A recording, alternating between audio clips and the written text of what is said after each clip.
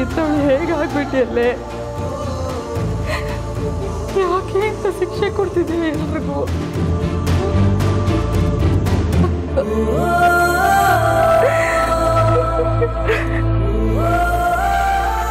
ಎಲ್ಲರೂ ನನ್ನನ್ನು ಕೋಪಿಷ್ಟೇ ಅನ್ಕೊಂಡಿದ್ದಾರೆ. ನೀನು ಹಾಗೆ ಅನ್ಕೊಂಡಿದೀಯಲ್ಲ ಪ್ರತಿಭಾ? ನನ್ನ ಹೊರಟ ಮಾತುಗಳ ಹಿಂದೆ ಇದ್ದಿತ್ತು ಕೋಪ ಅಲ್ಲ ಕಡೆ, ನಿನ್ನ ಮೇಲಿನ ಪ್ರೀತಿ, ನಿನ್ನ ಮೇಲಿನ ಕಾಳಜಿ. ಅದು ನನಗೆ ನಮ್ಮನೆ ಕಂಡೀಷನ್ನ ಅರ್ಥ ಮಾಡಿಕೊಂಡು ಸಂಸಾರನ ತೂಗಿಸ್ಕೊಂಡು ಹೋಗೋ ಸೊಸೆ ಬೇಕಾಗಿತ್ತು.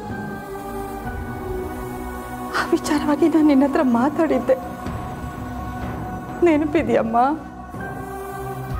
ನೀನು ನಮ್ಮನೆ ಸೊಸೆ ಆದರೆ ನಿಮ್ಮಮ್ಮನಿಗೂ ನೆಮ್ಮದಿ, ನಿನಗೂ ಸುಖವಾದ ಜೀವನ ಸಿಗುತ್ತೆ ಅಂದೆ. ಆದರೆ ಮನೆಯಿಂದ ಆಚೆ ಹೋಗಿ ದುಡಿಯೋ ಅವಕಾಶ ಸಿಗಲ್ಲ ಅಂದಾಗ ನೀನೇನು ಹೇಳಿದೆ ಗೊತ್ತಾ? ನನ್ನ ಕನಸು ಆಸೆಗಳಿಗಿಂತ ನನ್ನ ಸುತ್ತ ಇರೋರು ನೆಮ್ಮದಿ ಸಂತೋಷ ಮುಖ್ಯ ಅಂತ ನೀನು ಹೇಳಿದೆ. ಅಲ್ಲೇ ನೀನು ನನ್ನ ಮನಸ್ಸನ್ನ ಕೆತ್ಬಿಟ್ಟೆ ಕಣೆ.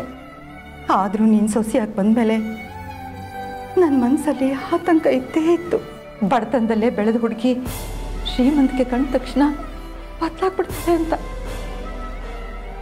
ಮನೆಯಿಂದ ಆಚೆ ಹೋಗಿ ಕೆಲಸ ಮಾಡೋ ವಿಷಯದಲ್ಲಿ ಅಲ್ಲ, ಮನೆ ಒಕ್ಕಟ್ಟಿನ ವಿಷಯದಲ್ಲೂ ಕೂಡ. ಪ್ರಶಾಂತ್ಗೆ ಲಂಡನ್ನಿಂದ ಒಂದು ಹಾಸ್ಪಿಟಲ್ನವರು ಅವನಿಗೆ ಪಾರ್ಟ್ನರ್ಶಿಪ್ ಆಫರ್ ಮಾಡಿದ್ರು. ಅವನ ಹೇಳಿಕೆನ ಗಮನದಲ್ಲಿಟ್ಕೊಂಡು ನಾವೆಲ್ಲರೂ ಒಪ್ಕೊಂಡ್ವಿ. ಆದರೆ ನೀನೊಬ್ಬಳು ಒಪ್ಕೊಳ್ಳಿಲ್ಲ.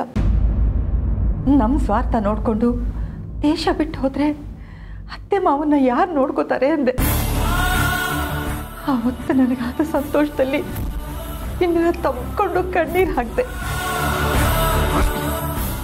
ನನ್ನ ಮಗಳು ಯಾವಾಗಲೂ ನನ್ನ ಕಣ್ಣು ಮುಂದೆ ನಗ್ನಗ್ತಾ ಇರಬೇಕು ಅಂತ ಎಲ್ಲ ಅಪಾಯದಿಂದ ದೂರ ಮಾಡೋದಕ್ಕೆ ನಾನು ಪ್ರಯತ್ನ ಪಟ್ಟೆ.